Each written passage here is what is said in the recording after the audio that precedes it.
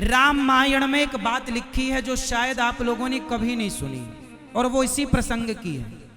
वो नहीं सुनी इसलिए मैं आपको सुना रहा हूं। धोबी के पहले एक घटना घटी अयोध्या में, और वो घटना ये थी कि जब भगवान राम को पहली बार ये पता लगा कि मैं पिता बनने वाला हूं, क्योंकि स्त्री गर्भवती है, ये बात पुरुष को पता नहीं लगती, ये तो स्त्री स्वयं बताती है अपने पति को कि मैं, हर स्त्री अपने पति को पहला मैसेज देती है। और जब स्त्री अपने पति को यह सूचना देती है कि मैं मां बनने वाली हूं, आप पिता बनने वाले, तो पुरुष पति प्रसन्न होता है, हाँ या ना, कि मैं पिता बनने वाला हूं, खुश। तो राम जी को जब पहली बार माता सीता ने सूचना दी कि आप पिता बनने वाले हैं रघुनंदन, तो राम बड़े प्रसन्न हुए। सीता मैं बहुत खुश हूं। राम जी ने सीता मैया को बिठाया और पूछा, बताओ आज तुम्हें मैं क्या दूं? आज तुमने मुझे एक अच्छा संदेश दिया कि मैं पिता बनने वाला हूं, मैं खुश हूं, आज दो तुम मांग लो। रघुकुल रीति सदा चली आई, जो मांगो वो दूंगा। इस परंपरा में ना देने की बात है, जो मांगो। सीता मैया ने कहा यदि आप आज्ञा करें तो मैं कुछ मांग लूं। आज सीता मैया ने पहली बार राम जी से कुछ मांगा। क्या मांगा? हे राम, ये बात रामायण में लिखी है, मन से नहीं बोल रहा हूं। सीता मैया ने कहा, हे राम, हे प्रभु, हे मर्यादा पुरुषोत्तम, मैं चाहती हूं कि मेरे बच्चे इस अयोध्या में, इस राजमहल में जन्म ना लें। क्यों? मैं चाहती हूं कि मेरे बच्चे किसी ऋषि, किसी संत के आश्रम में जन्म लें, ताकि बच्चों के अंदर ऋषि मुनियों वाले संस्कार प्रकट हों। मैं चाहती हूं यदि ये बच्चे अयोध्या के इस चकाचौंध में जन्म लेंगे तो हो सकता है वो राह भटक जाए। माता सीता जिम्मेदार मां है और वो अपने बच्चों को लेकर बड़ी जिम्मेदार हैं। ये बात सीता मां ने वरदान मांग लिया कि मुझे संतों के आश्रमों में अपने बच्चों को जन्म। ये अब सोचो कि राम वचन दे चुके थे तो क्या राम मना कर देते? ये बात लिखी है, लेकिन ये पक्ष आज तक आप लोगों ने नहीं सुना। इसलिए रामायण पढ़ा करो, केवल सुनी बातों पर विश्वास ना किया करो, पहला। अब दूसरा, उसी समय होनी हो गई। अयोध्या में एक काम वाली बाई शाम के टाइम बर्तन मांज कर काम करके अयोध्या के घरों में वापस अपने नदी पार, उसका गांव था, जा रही थी। ऐसे ही पानी बरसने लगा। अकस्मात खूब पानी बरसा, सरयू जी में पानी ज्यादा था, बारिश का मौसम था। लो भैया, रात वो केवट के कुटिया पर रह गई मजबूर। सवेरे गई तो पति ने कहा, रात कहाँ थी? बोले, हम केवट की कुटिया पर उसकी पत्नी के संग सो रही थी रात भर। अच्छा, तू जरूर पराये पुरुष के पास रहकर आई है, तू अपवित्र हो गई। धोबी को अपनी पत्नी पर संदेह हो गया, जबकि उसकी पत्नी बिल्कुल पतिव्रता थी, पवित्र थी, लेकिन संशयात्मा विनश्यति, संदेह की कोई दवाई नहीं। कहा, मैं तुझे स्वीकार नहीं करूंगा, मैं कोई राम थोड़ी हूं। जो रावण के घर रही सीता को उन्होंने स्वीकार कर लिया। लो भैया, ये बात किसी व्यक्ति ने कही, पूरे नगर में हवा की तरह फैल गई। अब लोगों के अंदर ये बात बैठ गई कि बात तो ठीक है, रावण के पास सीता जी रही हैं, राम जी ने स्वीकार। अरे भैया, आज मैं आपको एक बात बताऊं, रावण के यहां जो सीता थी, बताओ वो असली सीता थी कि नकली? जोर से। अब ये धोबी को कौन समझाए? धोबी को कौन समझाए? असली सीता तो अग्नि में वास कर रही थी। ये बात रामचरितमानस में लिखी है, आपको पढ़ना पड़ेगा। असली सीता अग्नि में वास कर रही थी, और जो उस समय सीता का अभिनय कर रही थी वो कौन थी? वो वेदवती थी। कौन थी वो? वेदवती नाम की स्त्री जो भगवान को अपना भगवान को पति के रूप में पाने के लिए घोर तपस्या कर रही थी। एक बार माता वेदवती के पास हिमालय के एक सरोवर में ये तपस्या कर रही थी। रावण पहुंच गया वेदवती के पास। वाह, वेदवती तपस्या कर रही थी, सुंदर थी, साक्षात लक्ष्मी का स्वरूप थी। रावण बड़ा मोहित हुआ। ये स्त्रियों को देखता था तो पता नहीं इसको क्या हो जाता था। ये वेदवती के बाल पकड़ने लग गया और बाल पकड़ के ये उठाकर ले जाने लगा। तब वेदवती ने श्राप दे दिया, अरे मूर्ख रावण, मैं तपस्या कर रही हूं और तूने मेरी तपस्या में बाधा बनकर भंग किया। जा, आज के बाद तू कभी किसी स्त्री को उसकी मर्जी के बिना यदि स्पर्श करेगा, तेरा सर्वनाश हो जाएगा और तेरे सर्वनाश होने का कारण मैं बनूंगी। मैं, तूने मेरे बाल पकड़े, तूने मेरी तपस्या बिगाड़ी, जा, अब तेरे सर्वनाश को मैं रचूंगी, तेरे सर्वनाश का कारण मैं बनूंगी। और जब तक तेरा सर्वनाश नहीं कर देती, आगे मैं तपस्या नहीं करूंगी। माता वेदवती ने तपस्या छोड़ दी और वो तपस्या सालों से कर रही थी, कई हजार वर्षों से। भगवान राम को पति के रूप में चाहती थी वो। अब रावण सीता को चुराए, उसके पहले असली सीता को राम जी ने अग्नि में वास कराया। वेदवती को, चूंकि वेदवती के कारण रावण का विनाश होना था, तो सीता के रूप में वेदवती को लिया गया। इसलिए वो नकली सीता थी, इसलिए नकली सोने के मृग को देखकर मोहित हो गई। नकली सीता नकली मृग को देखकर मोहित हो गई। वो असली सीता तो थी, और रावण जो ले गया वो नकली सीता थी। चलो, जब रावण मरा और राम जी ने अग्नि परीक्षा ली, तो वो सीता माँ की अग्नि परीक्षा नहीं थी, वो सीता माँ की वापसी थी। क्या थी? क्या थी? वापसी थी। अब जो नकली सीता माता वेदवती थी, जब असली सीता अग्नि से प्रकट हो गई तो नकली सीता को जाना पड़ेगा। तो नकली अर्थात वेदवती माँ ने कहा कि हे प्रभु, मैं आपकी पत्नी का मैंने अभिनय तो किया, लेकिन मुझे पत्नी का सुख नहीं मिला। कब दोगे? भगवान राम बोले, मैं कलयुग में तुम्हारा पति बनूंगा। आपको आश्चर्य होगा इस बात को जानकर कि त्रेता के राम कलयुग में आए और वेदवती आई और दोनों का विवाह हुआ।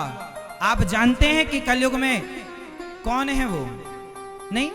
तो आज मैं आपको समझाता हूं। त्रेता के राम वेदवती की इच्छा पूरी करने के लिए इस कलयुग में श्रीनिवास के रूप में प्रकट हुए। क्या नाम था? श्रीनिवास। और माता वेदवती पद्मावती के रूप में प्रकट हुई। किसके रूप में? जोर से, पद्मावती। और दोनों का विवाह हुआ और वो आज भी हैं, आप सब जानते हैं, पर आपको ये कथा नहीं पता।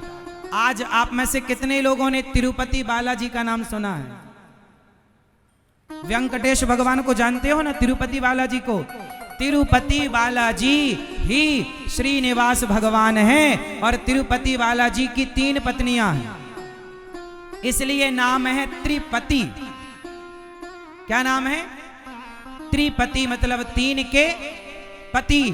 तो 3 के पति, एक लक्ष्मी पति, एक पद्मावती के पति, वही पिछले जन्म की सीता अर्थात वेदवती। इनकी कथा भी है। मैं अब समय कम बचा, नहीं तो पूरी कथा सुनाता आपको। ये राजा के यहाँ प्रकट हुई और ये प्रकट हुए और इनका विवाह हुआ। और तीसरी भूदेवी, लक्ष्मी देवी, पद्मावती, लीला देवी और भूदेवी, 3 के पति होने से त्रिपति को बाद में तिरुपति बालाजी कहा जाता है, जो दक्षिण भारत में विराजे हैं। जानते हो किस पर्वत पर विराजे हैं? हाँ, तिरुमला पर्वत। जिस पर्वत पर तिरुपति जी विराजे उस पर्वत का नाम है तिरुमला। तिरुमला पर्वत पर भगवान तिरुपति बालाजी विराजे हैं। तो देखो राम जी की कथा से वेंकटेश भगवान की कथा जुड़ी। अब चलो फिर वापस आते हैं हम लोग वहीं जहां से गए थे। भगवान राम से सीता मां कह चुकी हैं कि मैं अपने बच्चों को जंगल में जन्म दूंगी। अब धोबी का हल्ला मचा तो सारे नगर वाले बोले क्या करें।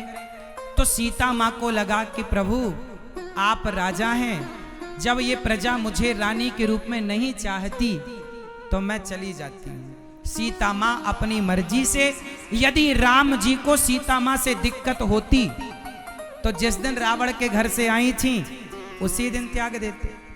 इसका मतलब राम जी को दिक्कत तो थी नहीं। अच्छा, ये कितने समय राम राजा थे, राम के राजा बने कितने वर्ष बीत गए तब की ये घटना है? आप में से कोई बताएगा? राम जी ने टोटल कितने साल राज्य किया धरती पर? कितने वर्ष? 13,000 वर्ष। भगवान राम ने कितने वर्ष राज्य किया? जोर से। और ये घटना है 11,000 वर्ष बीत जाने की। जब राम जी को राजा बने और सीता जी को रानी बने, 11,000 साल बीत गए, तब सीता मां को प्रजा के कहने से वाल्मीकि जी के आश्रम में भेजा गया। किस लिए? कि उनकी इच्छा थी। और वाल्मीकि जी के आश्रम में भेजा गया क्योंकि पहले भी ये वहां रह चुके हैं वनवास के दौरान। अब एक और कथा जुड़ी है इससे, वो भी मैं आपको सुनाऊंगा ताकि आप इतिहास को, इस रहस्य को पूरा जाने। सुनो, बात ऐसी है कि जब रावण मरा तो दशरथ जी आए थे राम से मिलने। ये कितने लोग जानते हैं? मैया, ओ मेरी प्यारी मां, बस अब आरती करेंगे जरा सी देर में, बिल्कुल ना घबराना, जरा सी देर और इंतजार, फिर आरती का आनंद लेंगे, फिर आपको घर मिलेगा, रोटी मिलेगी। सुनो भैया, सुनो, आप में से कितनों को यह पता है लंका कांड में लिखा है रामचरितमानस में कि राम जी ने जब रावण को मारा तो दशरथ जी राम जी से मिलने आए और दशरथ जी ने कहा, राम तुम्हारी जय हो, राम तुम्हारी जय हो, मुझे गर्व है राम तुम पर। एक पिता का आशीर्वाद है पुत्र के लिए, आशीर्वाद है। राम बोले, प्रभु पिताजी यदि आप कहें तो मैं विधि के विधान को बदल सकता हूं। आप जैसे राजा थे मैं आपको फिर वापस, मरे हुए तो हो गए पर कोई बात नहीं, मैं आपको फिर जस का तस जीवित कर सकता हूं, भगवान है। चलो आप वापस अयोध्या के राजा आप बनो, और आप मेरा राज्य तिलक करना चाहते थे, चलो मैं विधि के विधान को बदलता हूं, आप मेरा राज्य तिलक देखना, जैसे आपकी इच्छा थी। दशरथ जी बोले, नहीं राम, यदि मेरे लिए तू विधि का विधान बदलेगा तो सारे भक्त तेरे से कहेंगे कि अपने पिता के लिए बदले हो विधि का विधान, तो हमारे लिए भी बदल दो। इसलिए तो मैं सिद्धांत से समझौता नहीं, इसलिए मैं गया, कोई बात नहीं, पर एक छोटी सी बात कहूंगा राम, मेरी आयु अभी 2000 साल बाकी है। दशरथ जी मौत से नहीं मरे, दशरथ जी अपनी मौत से राम के वियोग में मरे, राम के, इसलिए दशरथ जी की अभी 2000 साल उम्र बाकी थी। कितनी उम्र? इसलिए दशरथ जी ने कहा, राम जाओ, तुम्हें आशीर्वाद देता हूं, मेरी उम्र तुम्हें लग जाए। तब से ये कहावत चालू हो गई कि मेरी उम्र। कोई आपसे पूछे कि सबसे पहले किसने किसको अपनी उम्र दी थी, तो आप बताना कि सबसे पहले दशरथ जी ने राम को। तब से ये परंपरा बन गई कहने की कि मेरी उम्र। तो कितनी उम्र बाकी थी? और राम जी ने 11,000 वर्ष की अपनी आयु पूरी की।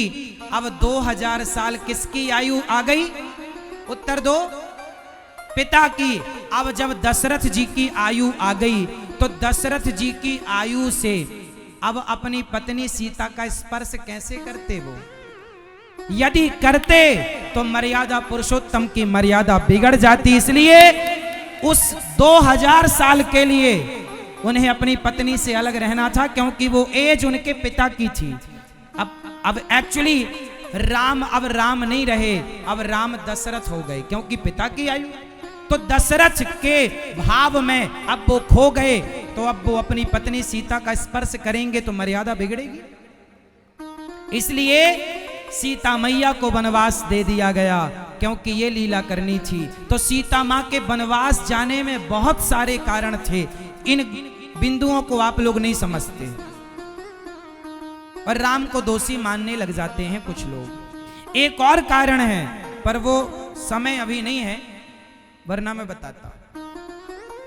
तो भगवान राम ने जो किया, उस समय राम राजा थे और प्रजा का दबाव था, सीता माँ को वनवास भेजो। यदि राम वनवास नहीं भेजते तो राम पर आरोप लगता कि परिवार का पक्ष लेते हो, यदि नहीं भेजते तो परिवारवाद का पक्ष लगता, और राजा ऐसा होना चाहिए जो प्रजा का पक्षधर हो। और राम जी ने प्रजा का पक्ष लिया, और यदि प्रजा खुशी इस बात से खुश है कि मैं अपनी पत्नी से दूर हो जाऊं, तो आपकी खुशी के लिए मैं ये बलिदान देना चाहता हूं, दिया राम जी ने। इसलिए राम जैसा राजा इस धरती को, उनके बाद ना कोई राम जैसा राजा मिला, ना कभी राम के सिवा कोई ऐसा राजा होगा। बोलिए राजा रामचंद्र